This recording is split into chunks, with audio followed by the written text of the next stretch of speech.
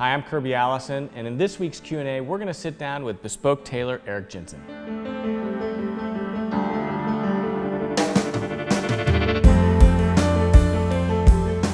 I'm Kirby Allison, and I love to help the well-dressed acquire and care for their wardrobes and discover the world of quality craftsmanship and tradition. In this week's Q&A video, I'm sitting here with bespoke tailor Eric Jensen from New York, part of the new generation of incredibly talented bespoke tailors that are carrying the tradition forward in America. Eric is special because he's the only bespoke tailor that I'm aware of in New York City really specializing in the Southern Italian aesthetic. Most of the tailors that we have here in the United States are primarily of the English tradition, slightly more structured and formal, whereas Italian tailoring is very difficult to find here in America. And for the most part, if you're not traveling to Italy or if you don't have a traveling Italian tailor, is impossible to find. So Eric opening up your atelier in New York City really is exciting because you bring that local proximity of a bespoke tailor specializing in that Italian aesthetic to America. So congratulations on the new atelier. One of the things I love most about here at Kirby Allison Hanger Project is the opportunity to really meet and kind of discover new and up and coming artisans doing the highest quality of work. And so far your work speaks for yourself.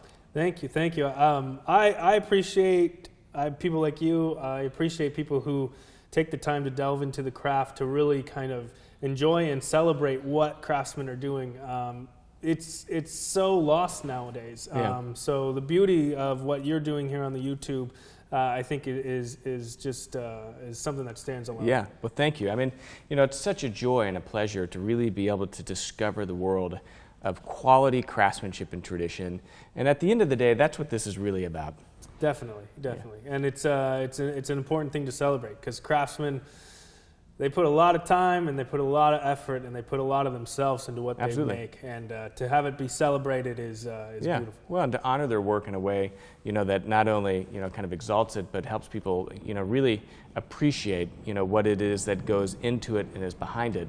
It's very important because, bespoke tailoring, I mean, you really can't appreciate it if you don't fully understand, what makes it special and all the work that goes into it. Definitely. And the beauty that comes with the fittings and the beauty of the process. Absolutely. So we just finished my second fitting. The video on our first fitting is up on the YouTube channel and really has been doing fantastically well. I think over 16,000 views, at the time that we're filming this video, and a lot of great engagement.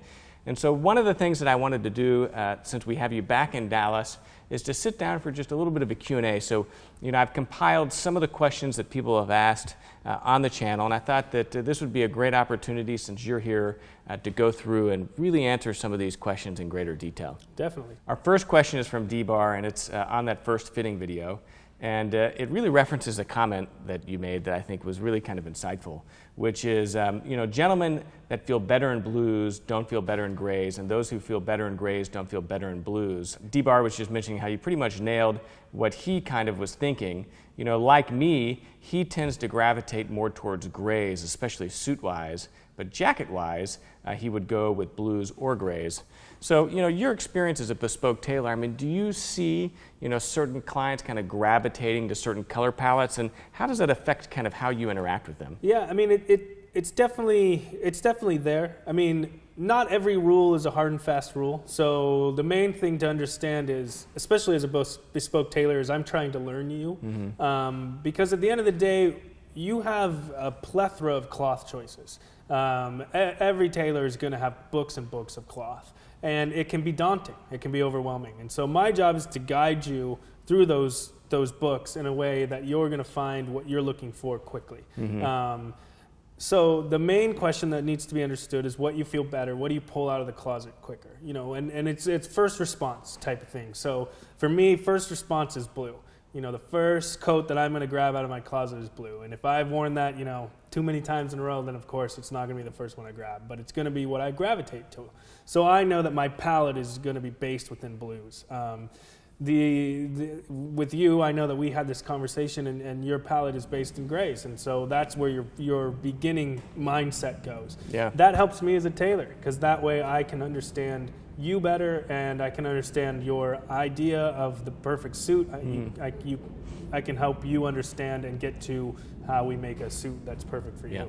Yeah, I mean, I think that there's a certain anchor point in everyone's wardrobe. Definitely. You know, that you know, is the core of their collection. And then as you build a wardrobe, you begin adding other parts in, and that's where you're allowed to really add that kind of color variation, you know, some browns, you know, maybe some, you know, lighter colors, like some tans. But you know, for myself, I've always found that I gravitate towards grays. I feel most comfortable in them.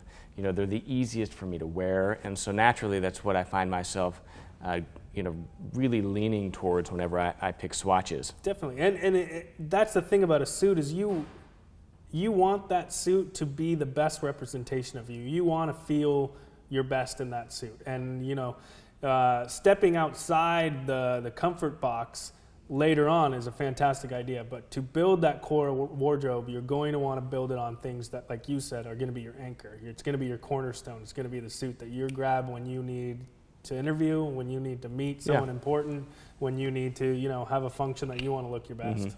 And so that's the basis of that question or that statement is, you know, helping the tailor figure out you quickly. You know, it's that relationship that allows the tailor really to begin to make personalized recommendations. Exactly. To mold this experience into you. So it's not just the tailor and a client, but rather it's you and your tailor. Yeah. I mean, you always hear the story of the bespoke tailor that knows his client so well that his client just calls him up and says, I need 3 suits. Yeah. And the tailor is able to go into, you know, a swatch book and pick swatches that he knows his client is going to enjoy. Yeah, and they'll speak to him. Those swatches will say, you know, Kirby. This has Kirby written all over it. This has, you know, Brian written all over it. So, you know, another thing that's interesting to me again about fabrics is that, you know, even just looking at blues and grays, it is an oversimplification because there's a million different shades of navy. And even whenever it comes to gray, I mean, you wouldn't think that there could be different colors in grays, but does it have a little bit of a blue in it? Yeah. You know, is it more of a black gray? Does it have some brown in the gray? I mean, there's a lot of different, tones to even gray. And so sometimes you hear someone say, oh, you know, I really don't enjoy blue suits, but, you know, it might just be because they haven't really discovered the right blue. Yeah.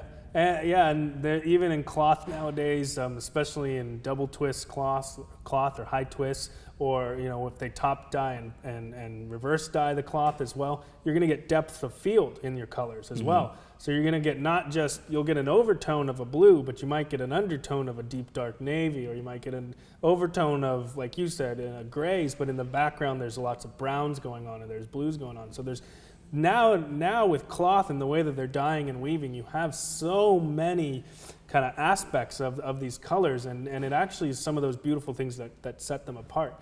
You can have a suit that looks blue from far away, but when you get up closer, you have those darker depth of field and things like that, and it becomes this thing that almost creates a new suit upon different looks on it. Yeah. So it's an incredible.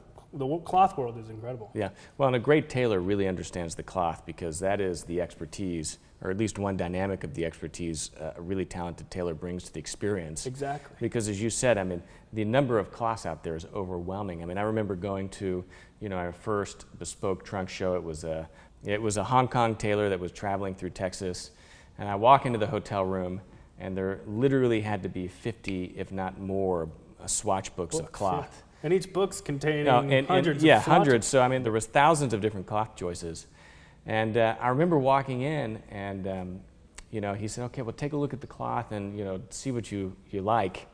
And I just remember being so lost that and overwhelmed and intimidated, as you spoke about earlier, that it really, in some ways, took away from the experience.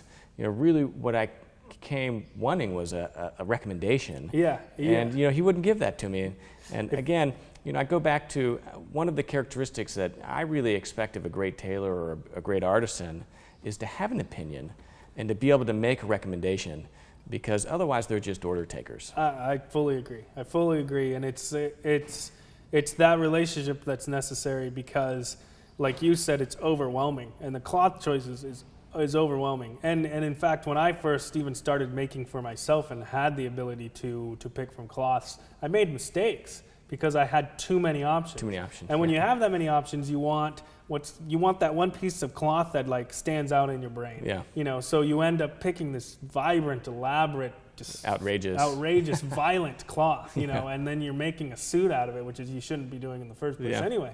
And you just end up with this suit that you're like, I'm never gonna wear this. Yeah. Like I'm never gonna wear that. Like in the little swatch, fantastic. In the big full suit, you know, you look like. And that is the value of a good tailor, is to prevent you from making those mistakes. Exactly. And but the thing is like with tailoring, with bespoke, you'll always. It's always a journey. So you'll always look back at your first commission and always think a little like, I could have done that better. I could have I could have picked that better.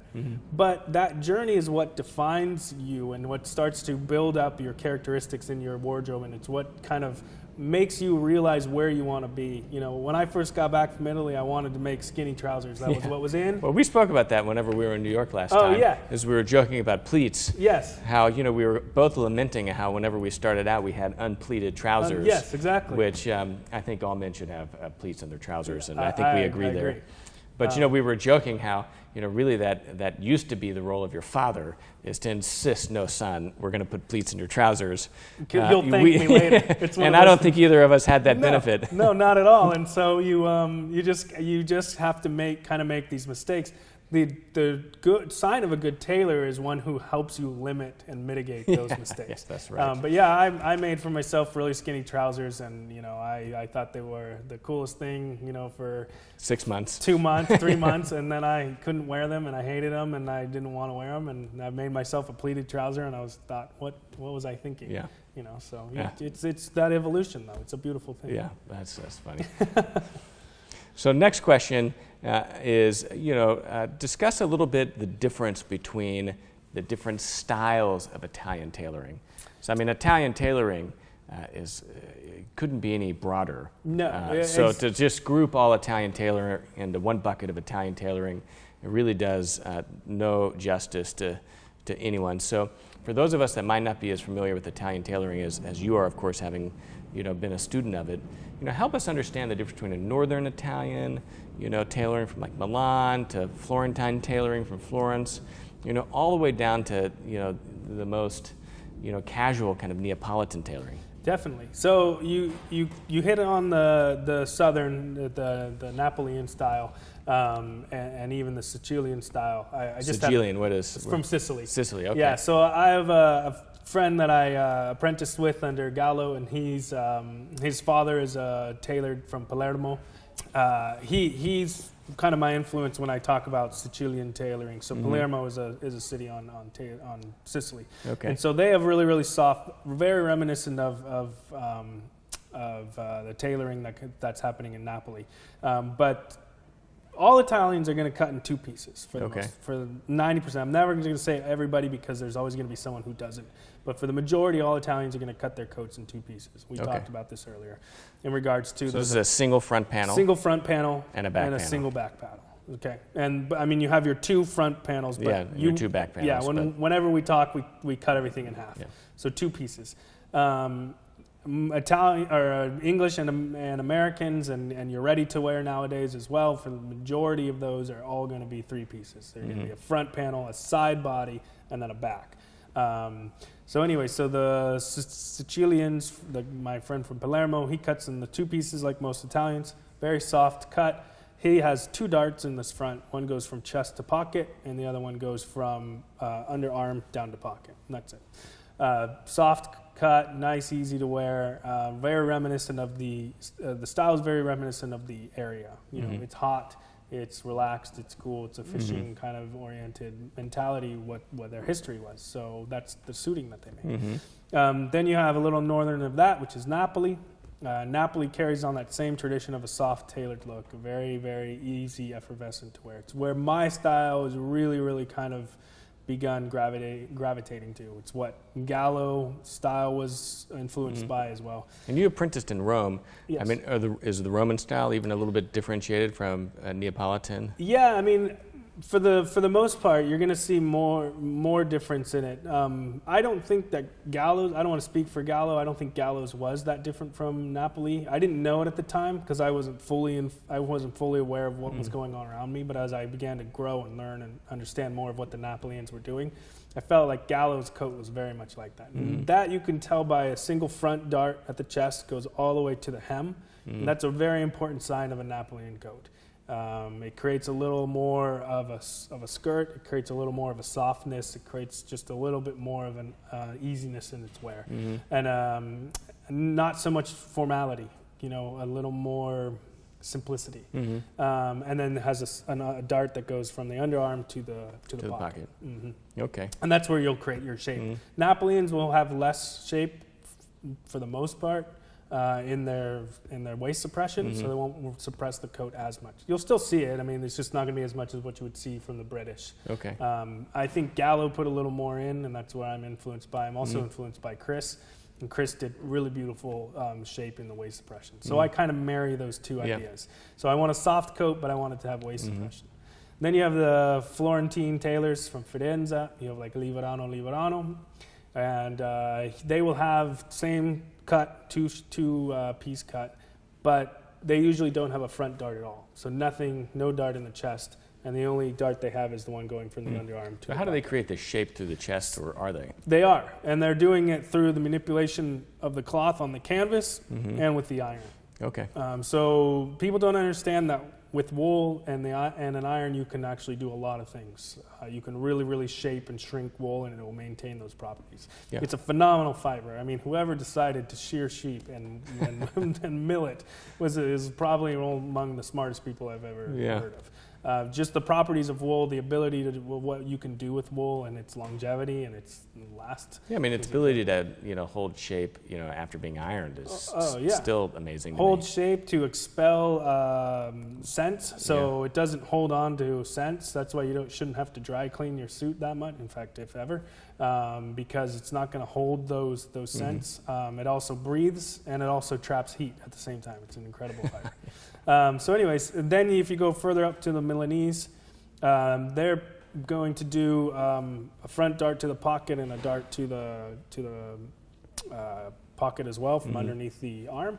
Cut in two pieces again for the most part. Again, I'm not going to say everybody, but for the most part. Yeah. They're going to have more structure though, a little more strength in the shoulder. They're going to definitely put shoulder pads in. They're going to definitely put a rollino in the top. They're going to have a little more waist suppression. Almost, the Napoleons will call them military looks, like the carabinieri. Okay. Because it's just, the Napoleons equate anything with structure to the military. Okay. And so they think that the Milanese just put too much structure. Yeah. But again, I still think it's a very beautiful cut. It's a very clean cut, and it's still easy to wear. It's still soft, but it just has a little more structure and shape. And it really reflects in many ways just the fact that Milan was a much more business center, than the rest of Italy. Exactly. And so naturally, it's a slightly more business formal, kind of sharper, neater, crisper suit in some ways. Exactly, and so it's all, and everything is determined also by what's going on in each region, as you said, in regards to what the business aspects of Milan, but also the weather.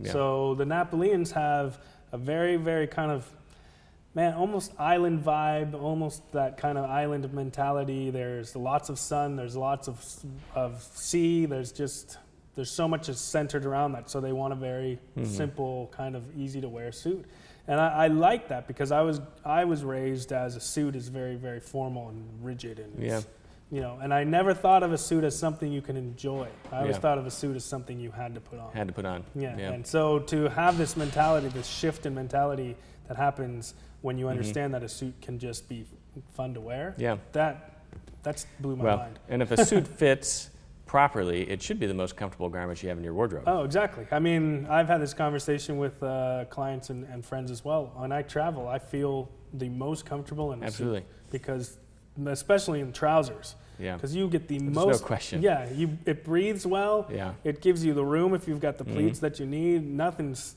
tight and stringent, and I used to travel in denim.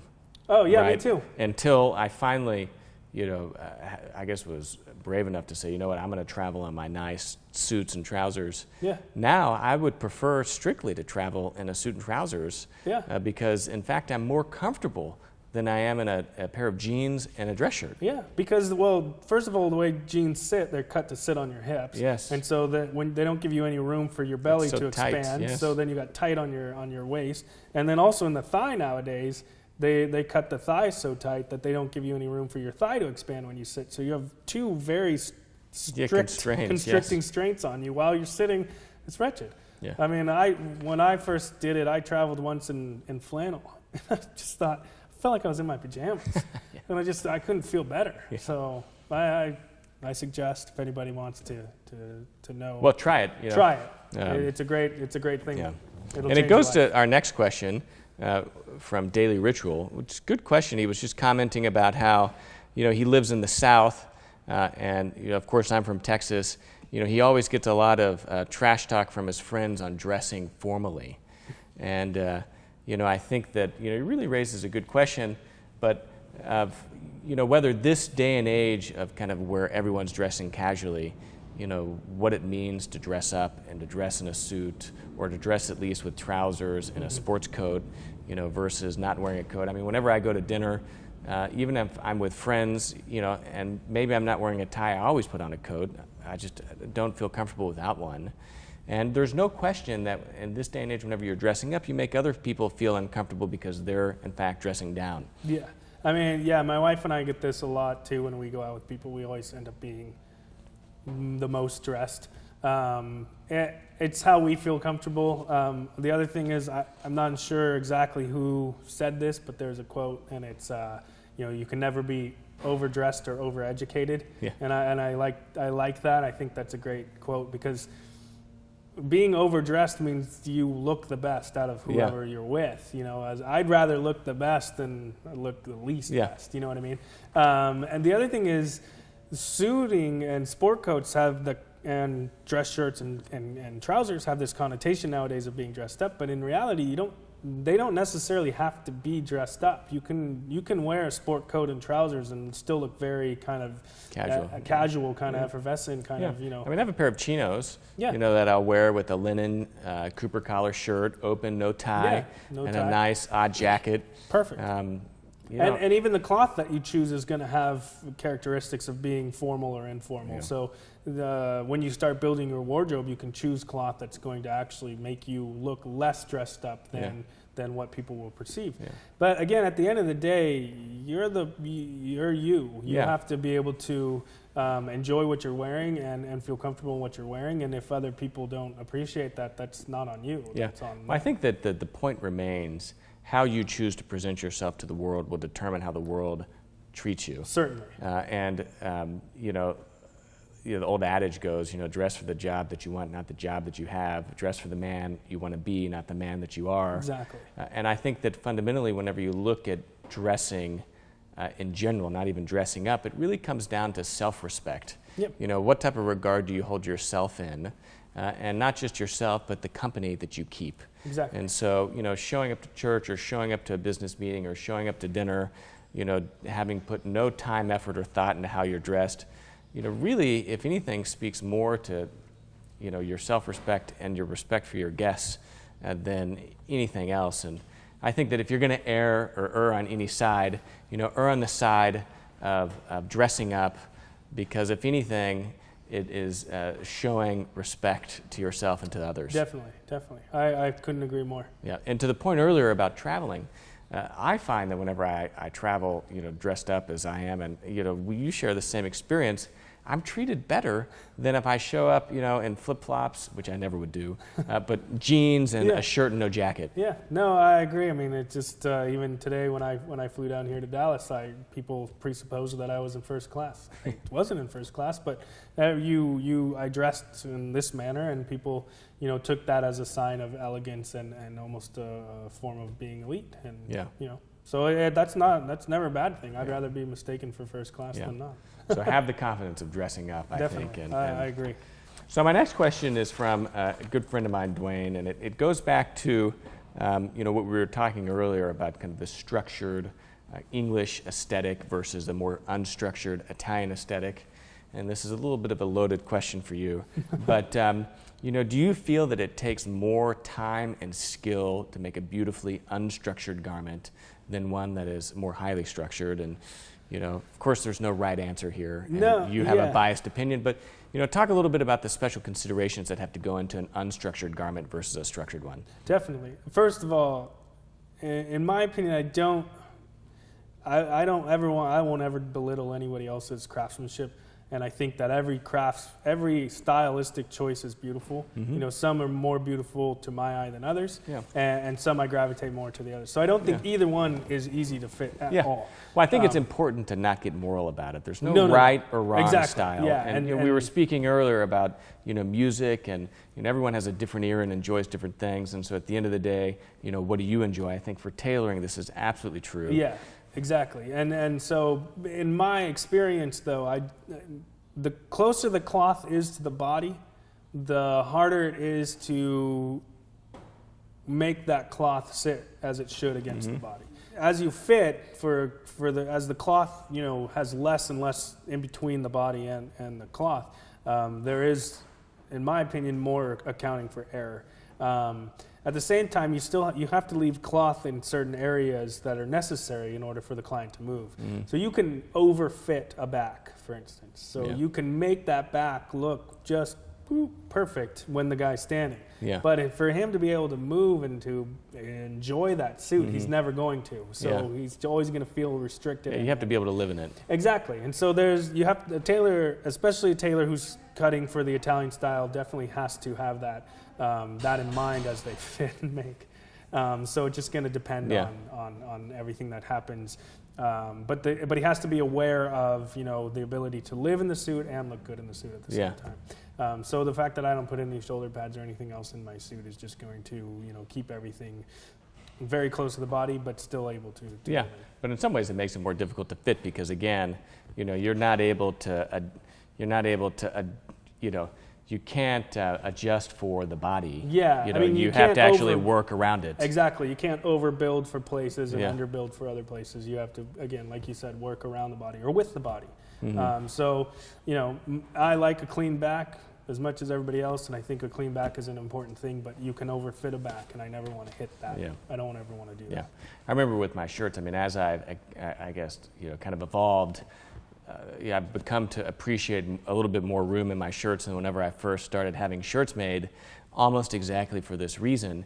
Now that I've got children and I'm a little bit more active, in my clothing, I wear a suit and tie every day, so I'm in it more often. Yeah. That I need the movement. I'll never forget. Really drove it home one day whenever I was reaching into the back of the car to give the kids something and ripped, ripped my sleeve out of the sleeve head. And I was like, well, maybe I should have a little bit more room in this shirt. That's a great point because a lot of times the first-time clients who are first-time getting their first bespoke shirts, so we do offer shirting as well. But you get those guys who want it painted on. Yes. And it's like, you don't want that. Like, that's great if you're standing there as a male model, holding, the tray, for the hors d'oeuvres. But, if you want to move and live in your shirt, you've got to have room. Well, or if you can afford a new wardrobe every 6 months, as you fluctuate, as your weight fluctuates through the seasons. Yeah, or you reach in the back seat and you rip out your arm. So again, suits and shirts have to look beautiful and elegant, but they have to also allow the wearer to use them and live. And there's an elegance in drape, and drape requires extra fabric. Exactly, and it's important. That fabric is there for an importance. Yeah. Otherwise, you just live in spandex. Exactly. We should just. I've never seen that look good on a man. Not yet. Okay, so next I've got a little bit of kind of a lightning round. Okay. Okay, so pleats or no pleats? Oh, pleats. Yeah. So cuffs or no cuffs? For me, no cuffs. Okay. But I like a cuff. I think it can be elegant. Okay, so if you do a cuff, how large? For the most part, 1 3/4 to 2 inches. Okay. Your rise, what do you like on a rise?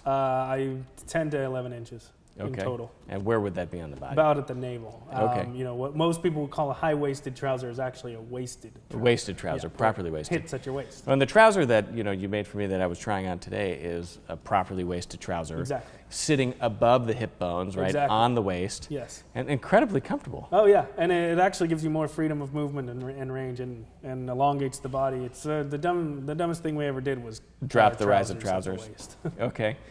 Peak lapel or notch lapel? Notch lapel. Okay. What about braces or no braces? Braces. Right. I just think they're elegant and beautiful, and the trousers drape cleaner. Yeah. Tie or no tie? Tie. Socks or no socks? Socks. I know I'm totally going against this idea of the Italian kind of sprezzatura, but gotta have socks. Gotta have socks. Yeah. I don't want to be that close to people's feet. Yeah.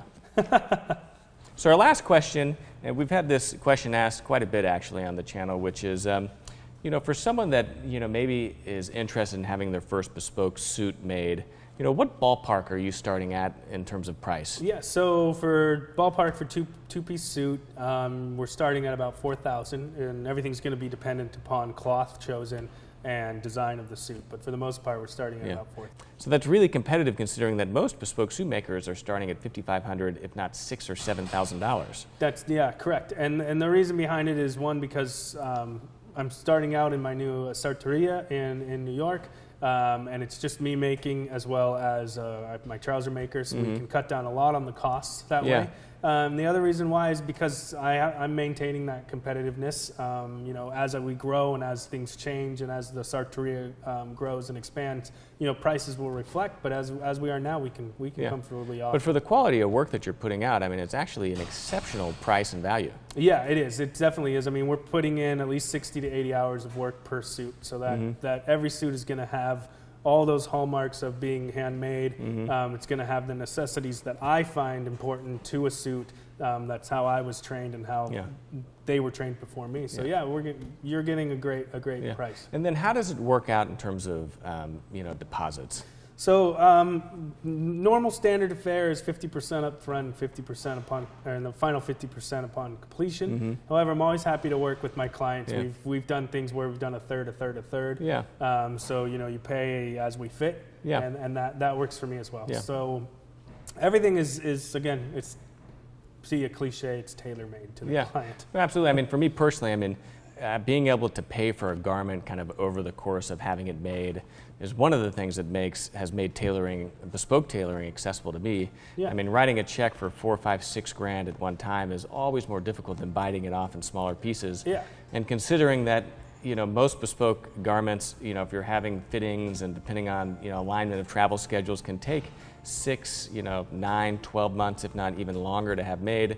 It really allows you to kind of to stretch that out in a way that makes it more accessible. Exactly. And again, like right now, we're about 5-6 months out on our finished products. So, but that's someone being able to meet with you locally in New York. Yeah, exactly. I mean, everything is determined by the client, and their accessibility and availability. But best case scenario at this point, 5-6 months out. Okay.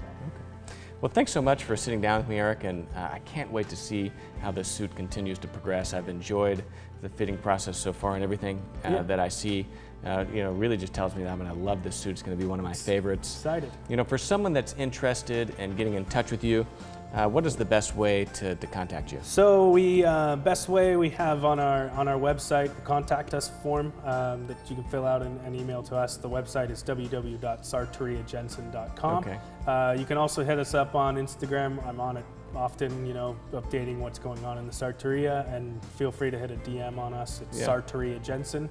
And we'll have links to all this in the description of this video. Fantastic. Yeah. Hey, Eric, thank you so much for sitting down with us. And I always love talking shop with such a talented bespoke tailor. So thanks again. Fantastic.